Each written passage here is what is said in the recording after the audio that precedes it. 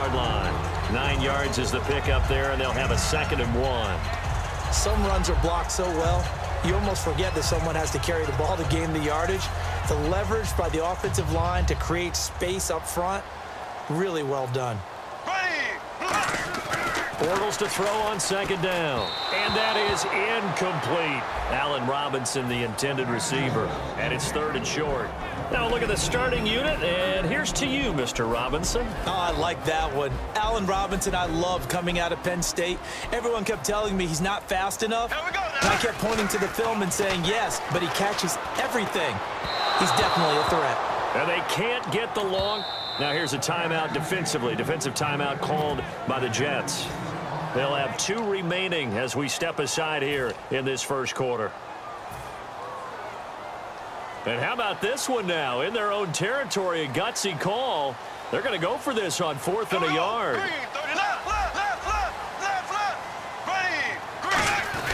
They'll go with a big back, Yeldon. And he's able to get the first before he's taken down at the 36. They'll get a couple yards on that one, and they're able to pick up the conversion here on 4th down.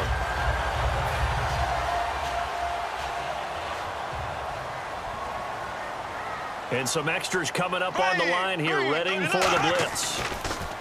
Now Bortles. He couldn't quite hold it. Got hit. Ball pops out, incomplete. All right, as we punch up the starters defensively for the Jets here, Charles, I want to ask you about Darrelle Revis. Some questions surrounding where he fits in going forward. Could he make a move to safety in 2017? It's hard for those guys who are used to playing one position to make a move later because in their mind, it makes it sound like they can't do it anymore. But think about his predecessors. Ronnie Lott moved from corner to safety. Charles Woodson moved from corner to safety. I think Darrelle Revis can do the exact same thing. So here we go, a 3rd down after the 2nd down pass completion. Bortles going to try and throw on 3rd down. And incomplete, a disappointing drop there defensively by the rookie. And now 4th down. Oh, man, that was close. The opportunity to change momentum, big play, right in his hands, unable to come down with it. A sigh of relief, no doubt, on offense that fell harmlessly to the ground.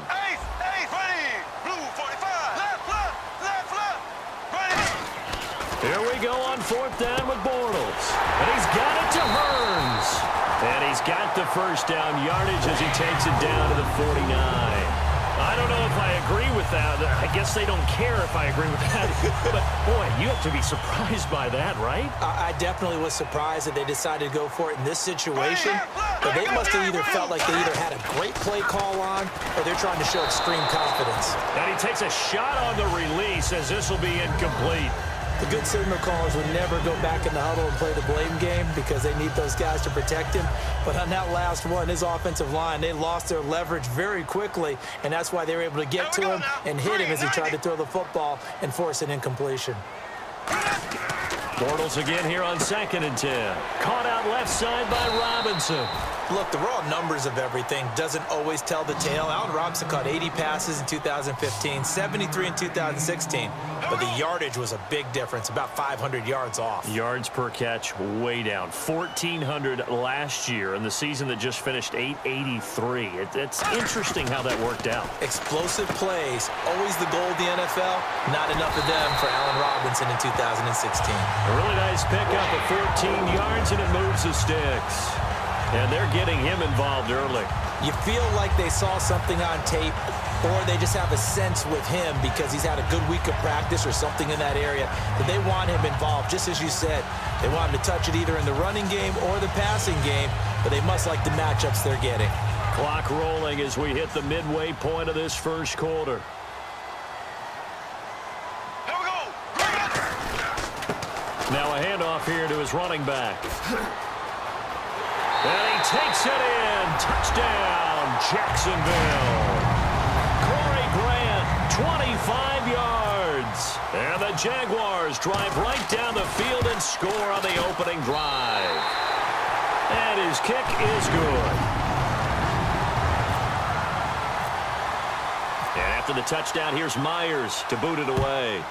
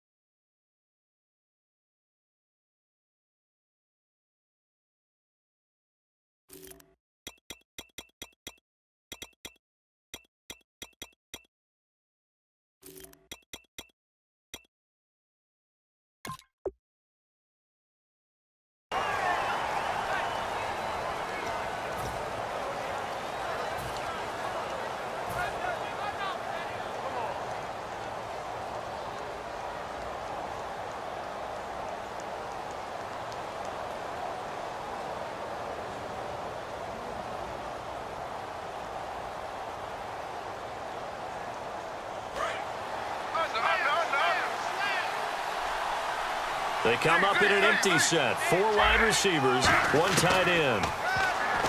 Now Smith. And it pops free. The collision there jarred the ball loose and brings up 2nd down. And the Buffet boys, the O-line, hopefully they're ready today. Listen, you got to feed them first. But if you do, you usually get a great product out on the field. And when they play well, the quarterback can't wait to feed them afterwards. And this is caught. First catch by Brandon Marshall. The numbers for Marshall this year, Charles, way down from 2015. Still played all 16 games, but the yards went from 1,500 to 788, and touchdowns dropped from 14 to 3. It's always difficult when you don't get consistency at the quarterback position to get that kind of yardage as a wide receiver. And this year, unfortunately for him, had struggles with Ryan Fitzpatrick. Geno Smith gets hurt, and Bryce Petty also did not finish the season. For those who watch the game and want to question the courage of the guys who play on the corner, how about when you see a toss sweep coming your way, yet you still go into the backfield, get past the blockers, and make the tackle? That's big league. Over the middle, and it's caught. Brandon Marshall. 17 yards on the pickup there, and the drive will continue. First down and 10 now for the offensive group. Shift together here from the D-line.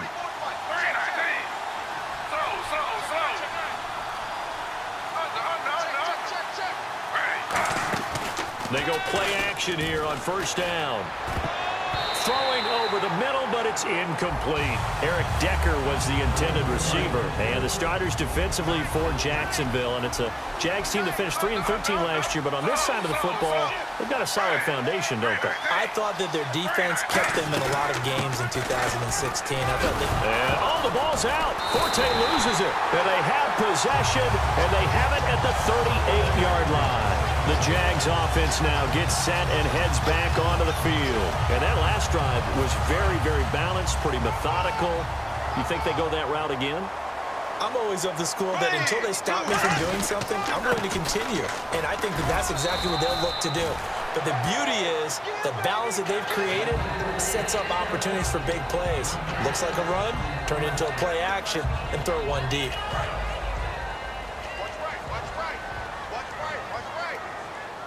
Yeldon, the lone running back. And he'll get it up the middle. Oh, he's got a little daylight. And he's brought down. And the play goes for 19 yards. Gives him a new set of downs. Whenever we meet with coaches and they always talk about wanting to establish running the football, it's oftentimes with a good tight end who can control the line of scrimmage and the point of attack, and they're becoming harder to find. Allen Robinson, kiss him goodbye. Touchdown, Jaguars.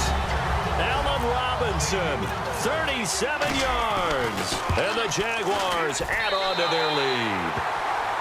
And he'll bang that one through.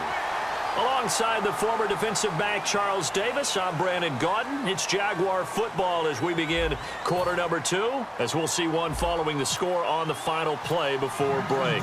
Here's Myers now to kick it away.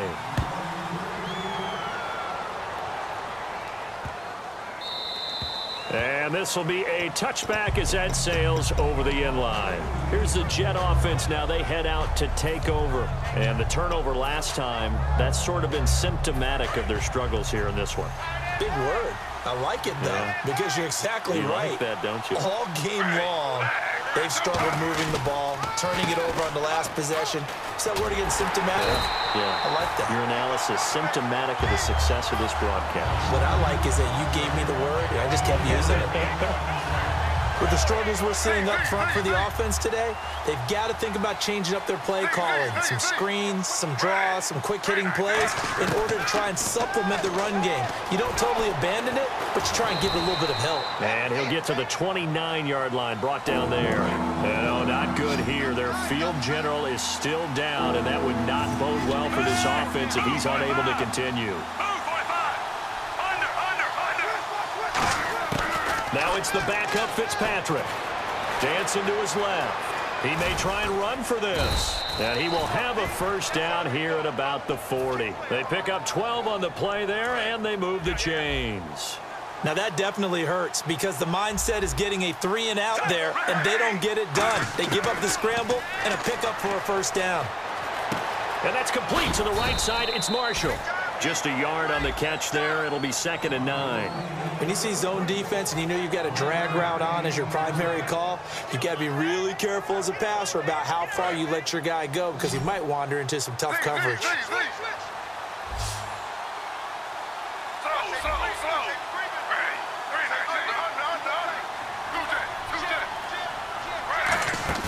On 2nd down, here's Smith.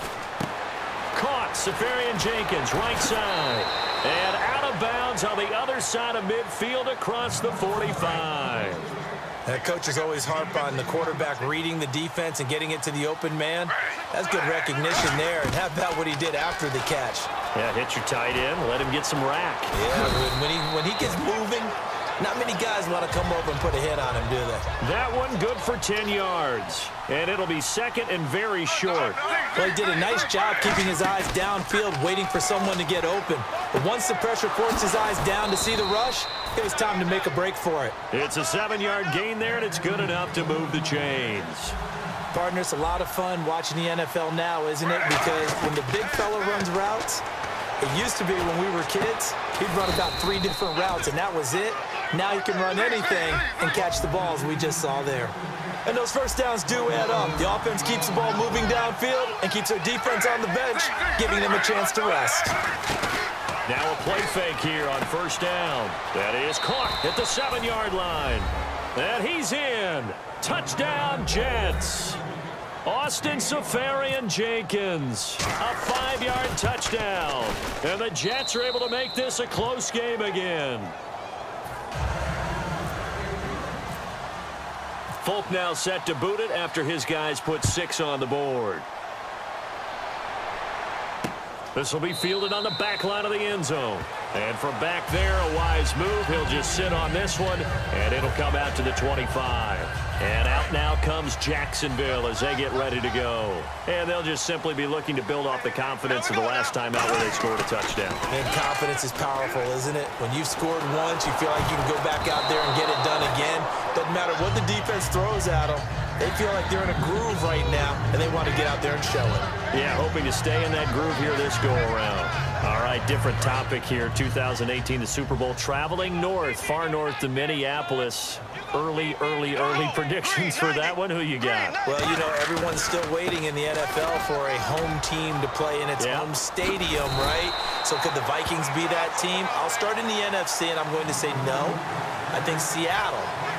Starting to get near that maybe last run with their defense. Earl Thomas returns. I like Seattle coming out of the NFC. How about you? Well, I'm actually going to take a Dallas Cowboys NFC title run. I think that they came so close this year, probably most talented going into next year. I like that one. Well, in the AFC, I'm going to go with a team that if they improve their defense and their quarterback stays healthy, they could be that team, the Oakland Raiders. Okay, I'm going dark horse. Cleveland Browns. Let's go. Hey, from worst to first. Well, they were just hoping that run would pick up the first. They got the whole enchilada. And I'm so used to teams on 3rd down, doesn't matter how far they need for a first down, throwing the ball. Instead, they run it, and as you said, picked up the first down.